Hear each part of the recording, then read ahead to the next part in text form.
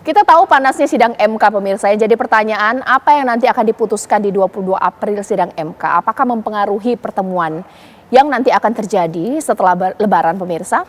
Setelah puasa maksudnya pemirsa. Saya tanyakan kepada Mas Arya Bima, ini seperti apa? Karena kita nggak tahu ini apa yang dipertontonkan di sidang MK.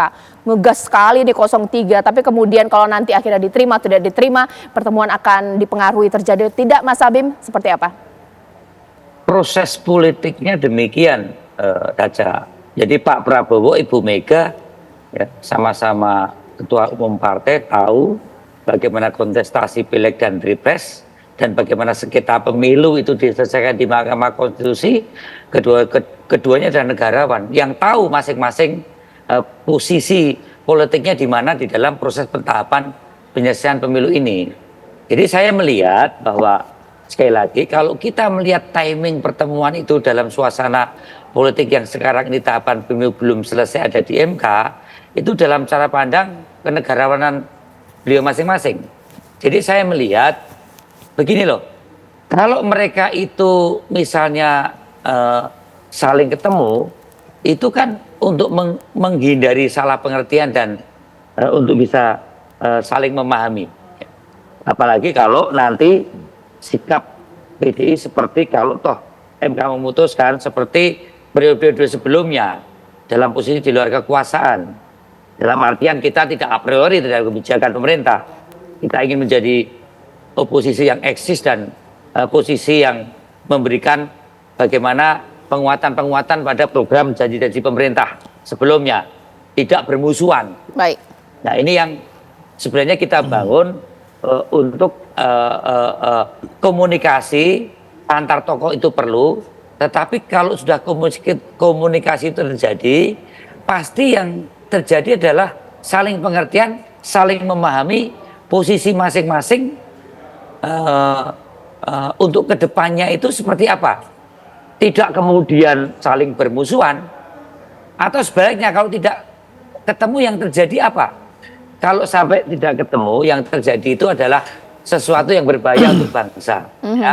Saling mengira-ira, saling curiga, saling menduga. Akhirnya bisa saling tuduh-menuduh dan itu tidak produktif buat bangsa ini ke depan.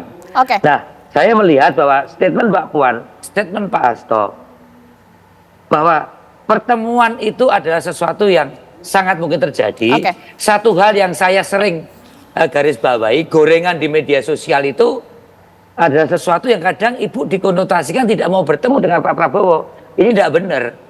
Keduanya saya yakin akan bertemu, masing-masing akan mengetahui posisinya, dan pertemuan itu tentu didasari dengan keikhlasan, dan di dalamnya pasti ada ketulusan dan kejujuran untuk saling berbicara sebagai tokoh bangsa. Saya kira itu. Mas Andre, Bang Andre, berarti benar apapun yang terjadi di media sosial, sempat ada omongan sumir bahwa tidak mau bertemu. Pertemuan ini akan terjadi dan harus terjadi demi keguyupan bangsa, seperti itu kah? Iya, Cak. Selain guyup kan kita harus terus bekerja sama. Apalagi Partai Gerindra dan PDI Perjuangan selama ini kerjasama di parlemen sangat baik. Bahkan di saat ya kita berkompetisi secara keras di pemilu 2024, kerjasama kami Partai Gerindra dan Partai Mas Bimo di parlemen terus kita jalankan. Jadi nggak ada masalah, Caca, sama sekali. Perbedaan pendapat, jadi gini, Cak, ini yang perlu kita pastikan. Perbedaan pendapat dalam pemilu itu hal yang biasa, karena ini kontestasi sekali 5 tahun. Berbeda pilihan itu hal yang biasa. Tapi setelah kontestasi, kita harus kembali bekerja sama demi kepentingan bangsa yang lebih besar. Dan itu PDI dan Partai Gerindra selama ini terus bekerja sama.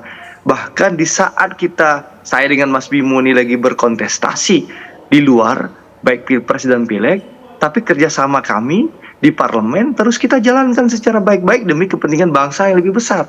Begitu, Cak.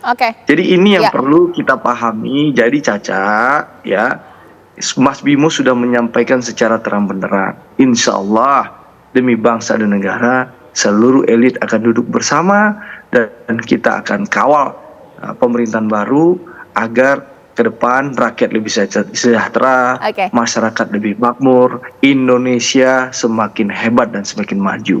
Begitu Caca. Oke, kalau lah memang antara PDIP dan Gerindra ini memang hubungannya erat, karena kalau Bang Andre sampai sebutnya Mas Bimo ya, Pak namanya Mas Arya Bima. Oke. Ini bos saya Mbak, Mas Bimo Oke. ini bos saya di komisi ini. Oke. Ya, Bang Hensat, sebenarnya kalau dari sisi kacamata masyarakat, ketika dua tokoh ini bertemu, itu memangkah itu yang diinginkan masyarakat, atau jangan-jangan bikin masyarakat jadi pragmatis? Ya begitulah elit kita, kadang berseteru, di luar terlihat memang berseberangan, tapi pada akhirnya ya mereka akan guyup juga, entah alasan apapun, entah untuk bangsa atau juga memang kekuasaan. Ya kalau pertandingan adalah pertandingan, Cak. Selesai pertandingan emang harus guyup lagi.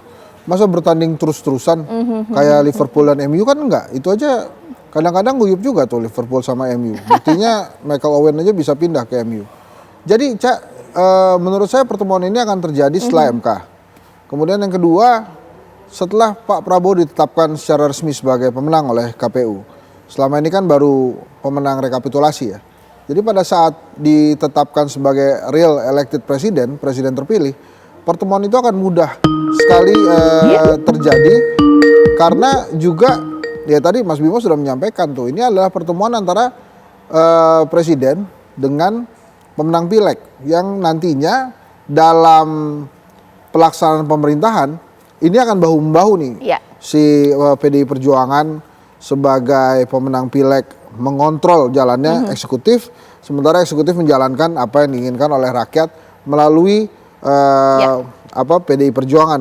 Nah, satu lagi Cak, yang menarik juga seberapa kuat nanti PDI Perjuangan misalnya memutuskan untuk berada di luar pemerintahan. Meskipun bertemu. Ya, meskipun bertemu gitu ya. Iya. Ini pernah terjadi waktu zaman Pak SBY, waktu itu jalan tengah ada di Pak Taufik Kemas. Baik. Jadi walaupun PDI Perjuangan berada di luar pemerintahan, tapi tetap memberikan masukan kritis dan menjadi mitra yang bagus buat Pak SBY. Oke. Nah, fungsi atau tujuan pertemuan itu bisa jadi akan seperti itu. Oke. PDI Perjuangan berada di luar pemerintahan, tapi jadi mitra strategis buat presiden nantinya, buat Pak Prabowo. Bang Hensat terima kasih, Bang Andre terima kasih, Mas Bimo terima kasih. Kita tunggulah nanti momen Terima pertemuan kasih, ini Bang Henry, akan Pak terjadi Andre. Terima seperti kasih apa. semuanya.